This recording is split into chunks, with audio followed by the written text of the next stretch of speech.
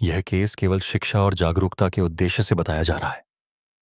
दिल्ली जैसे बड़े शहर में साइबर अपराध बहुत तेजी से बढ़े हैं। एक ऐसा ही केस सामने आया जिसमें एक आम व्यक्ति को यह लगा कि वह बस इंटरनेट इस्तेमाल कर रहा है, लेकिन कुछ ही दिनों में वह साइबर क्राइम केस में फंस गया।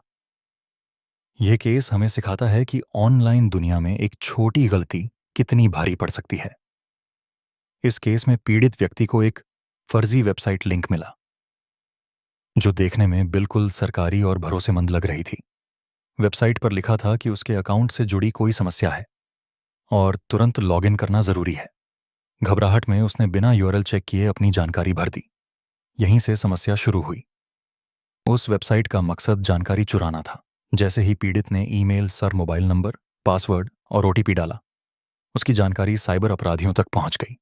कुछ ही घंटों में उसके बैंक अकाउंट से पैसे निकाले गए और उसी अकाउंट का इस्तेमाल आगे अवैध लेन देन के लिए किया गया।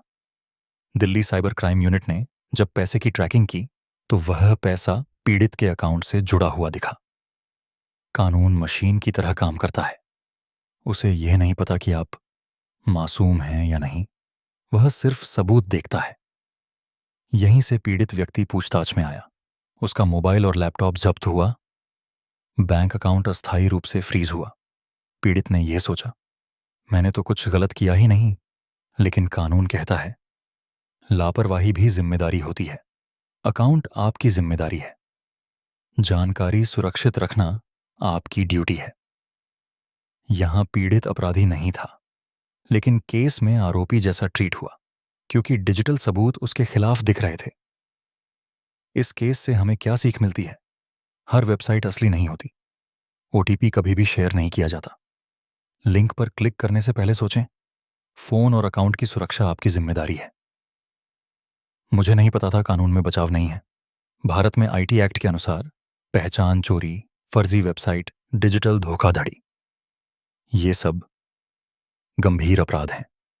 अगर आपका अकाउंट इस्तेमाल हुआ है तो आपको पूरी जांच प्रक्रिया से गुजरना पड़ता है, भले आपने जानबूझकर कुछ न किया हो।